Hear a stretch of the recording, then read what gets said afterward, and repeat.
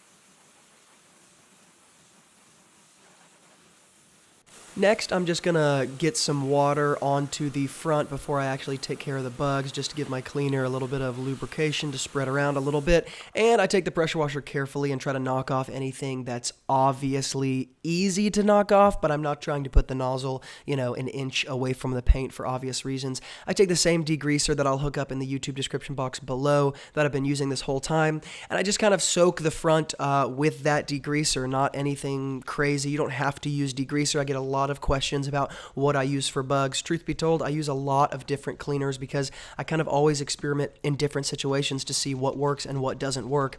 Here I'm also taking those work stuff detailing brushes that I'm really liking and getting in the grill, the plastic crevices, cracks, because at the end of the day, you're going to have some different length bristles, different kinds of brushes in order to get into all of these cracks and crevices because, well, there's just a lot of them to get into. After I do that, I'm going to go ahead and take my pressure washer, rinse all of that off, try to get anything that I might have missed, inspect it a little bit, but that'll pretty much take care of the bugs on the front end.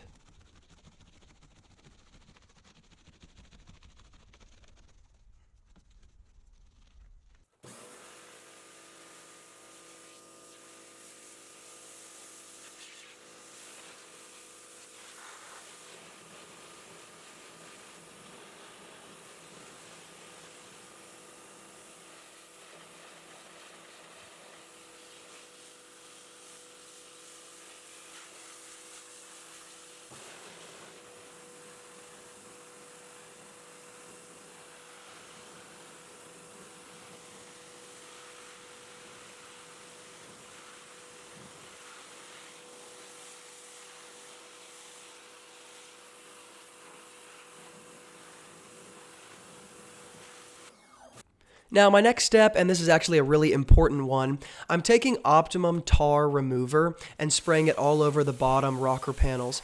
Then I'm taking my pressure washer, and yes, I'm being careful, but this is about 1200 PSI, and just having a lot of experience, I know where I can and cannot hold it based on the car, based on the paint, as far as being afraid of damaging something.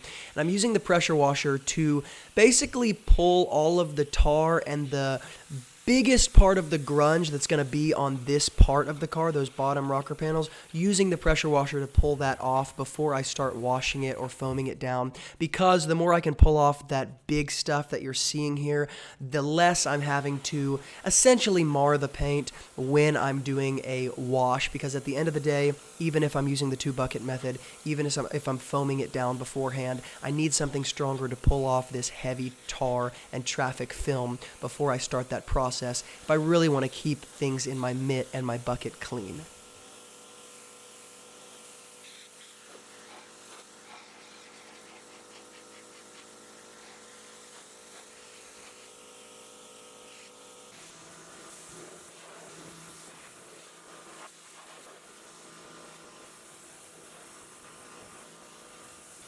Now I'm going to go ahead and do my pre-rinse. I'm using a Jax Wax Cannon, or foam cannon soap here, mixed with the same degreaser again that I've been using this whole time. With all of the tools and products, I'm going to hook them up in the YouTube description box below this video so you don't have to wonder about anything that I'm using. But again, I'm just going to take my foam cannon all over the car, use it as a pre-rinse, let it sit for just a second, wash it off. Then I'm going to be using another soap from Jax Wax. It's actually a ceramic soap. I've never used it before, doing a little experimenting today as I'm detailing, but that is going to be the soap that I'm using with my 2-bucket method.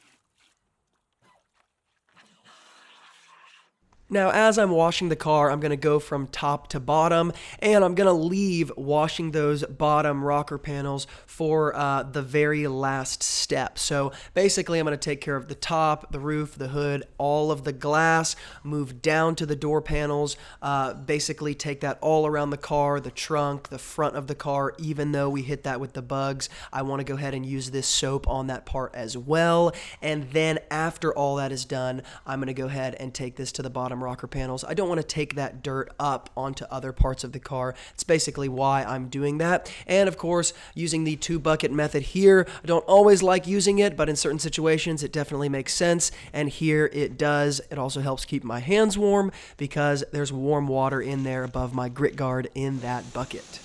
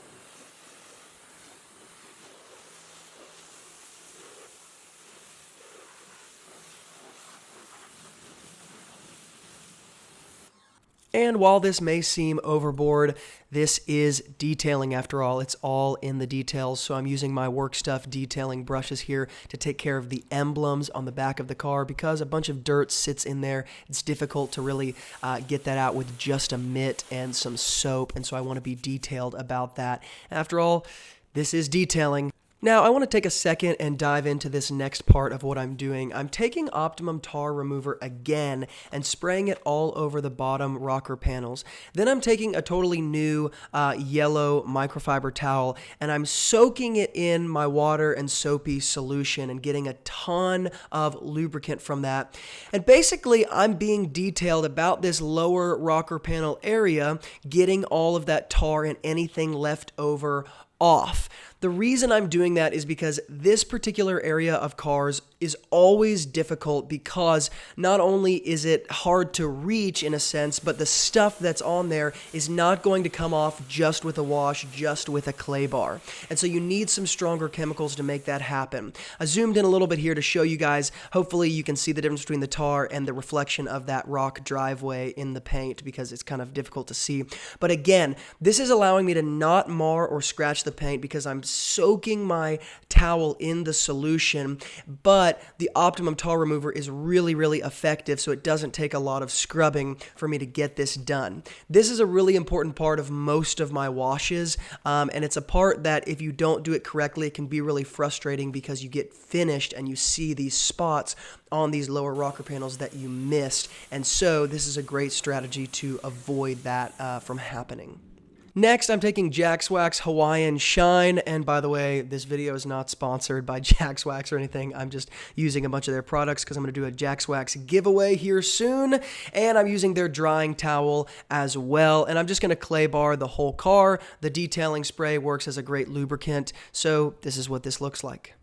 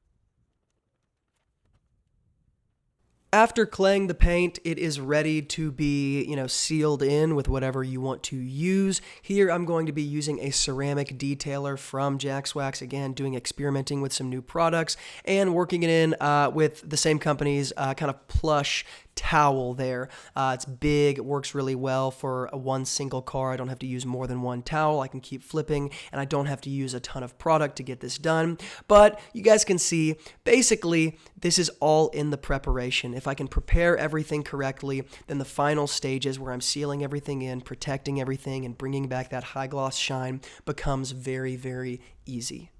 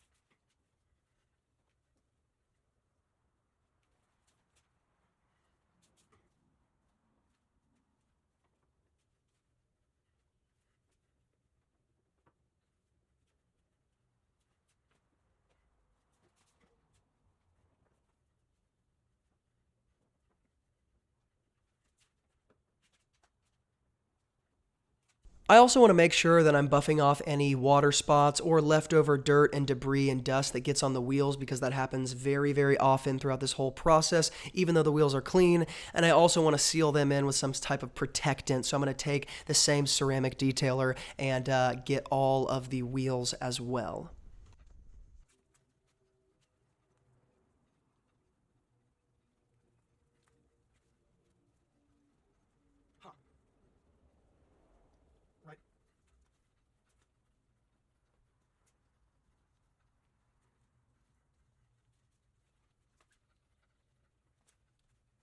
Right. Finally, I'm using Renegade's tire coating. I'm going to dab it onto a microfiber towel and work it in and take some time to do this. This is basically one of my favorite ways to condition a tire, just because there's not going to be any sling, number one. Secondly, I'm using a very high quality tire shine. And thirdly, it truly is, I think, a better definition of conditioning the tire. I'm not just slapping something on there. I'm actually working it into the grooves and the details of the texture of the tire itself. It's not overly shiny. It's not a matte finish. It's a good in-between, and I know that it's going to last a long time.